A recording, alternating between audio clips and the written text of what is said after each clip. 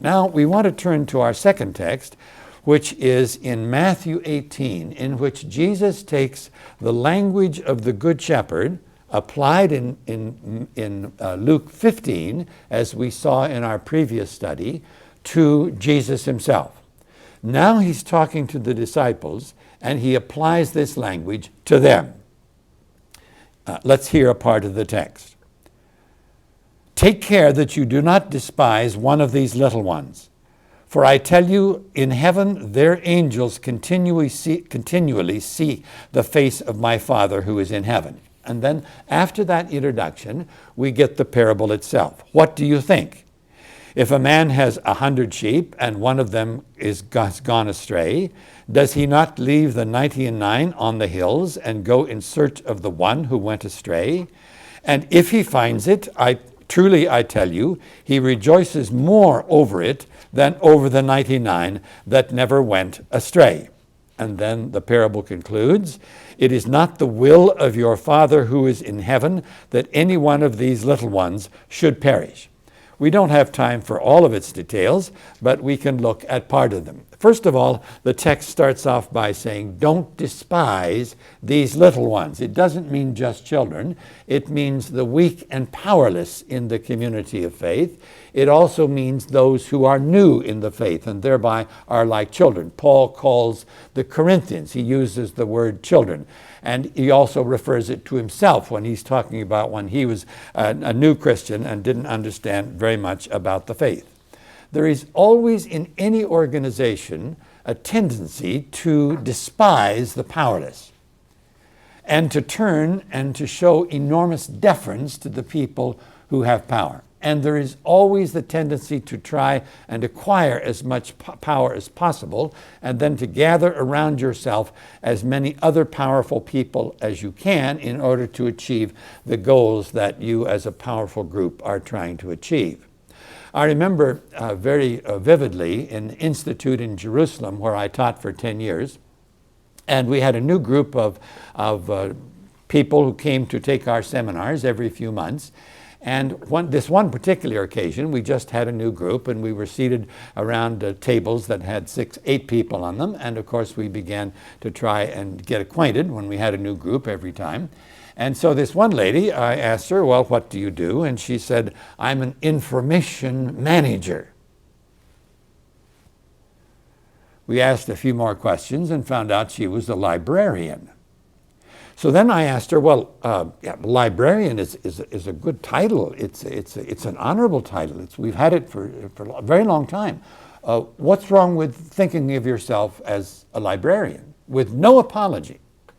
She said, librarian is not a power image. Information manager is a power image. Particularly those of us who live in the world's only superpower, it is very easy for us to be drawn to centers of power and begin more and more and more to despise those who don't have it. Well, they can take care of themselves. If they had any gumption, would get to work, they would be able to solve their problems, and it's not our problem. The only question is keep the doors open so that those powerless can make their way into the centers of power. And that becomes an answer. And this text says, no, do not despise these little ones. Why? Well, they got access to the boss. Their angels in heaven are constantly have the ear of our Father who is in heaven. And then he starts talking about the 100 sheep. You've got 100 sheep, one of them goes astray. And what are you going to do? You're going to leave the 99 and you're going to go after the one. That is, if the council of your church will let you. You see, here we got to talk about whether the church is a country club or whether it is, to use a new phrase, a missional church. Is the church organized best only for keeping those who are inside the church happy and well taken care of?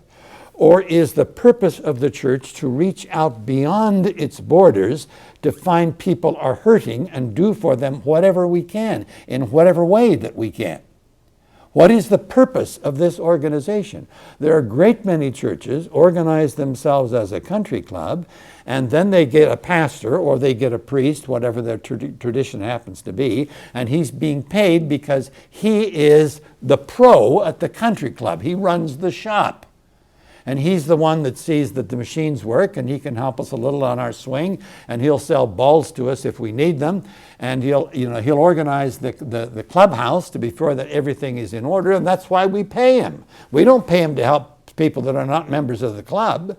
And so there is huge pressure on the leadership of the church to be sure that you spend your time with the 99, and that one that's lost out there, well, that's his problem and not ours, and he's not paying you and we are.